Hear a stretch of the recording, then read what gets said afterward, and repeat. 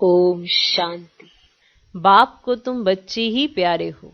बाप तुम्हें ही सुधारने के लिए श्रीमत देते हैं। आप प्यारे हो, इसीलिए बाबा आपको सुधरने के लिए कहते भी हैं और कैसे सुधरना है वो भी बताते हैं कि तुम्हें सुधरना है, तुम्हें बिगड़ना नहीं है। तो बाप तुम्हें ही सुधारने के लिए श्रीमत देते हैं। किसी बाहर में किसी को नहीं कहेंगे तुम्हें ऐसा नहीं करना चाहिए, तुम्हें ऐसा करना चाहिए, तुम्हें ऐसा ना करो, ये ना करो, वो ना करो।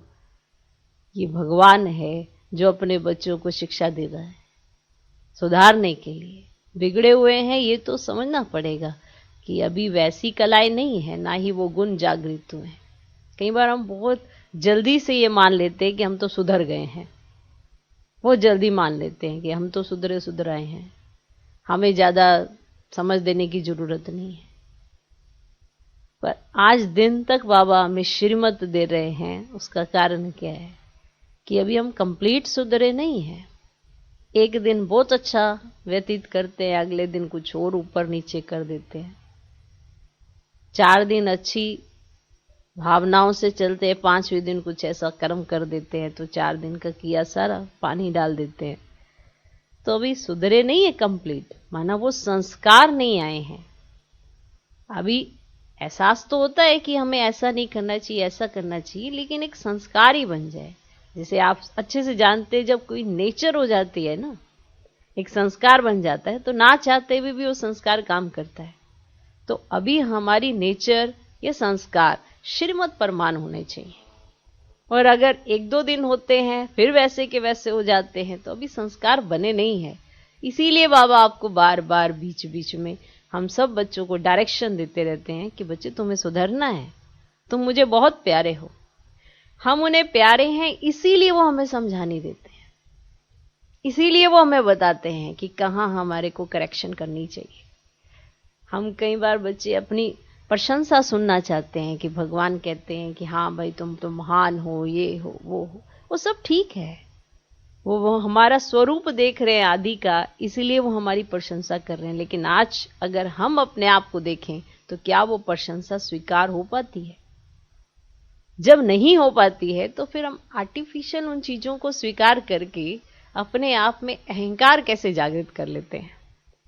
तो इसीलिए अभी तो हमें सुधरना है, और बाबा इतना प्यार करते हैं, इतना प्यार करते हैं कि हमें सुधारने के लिए श्रीमत देते हैं।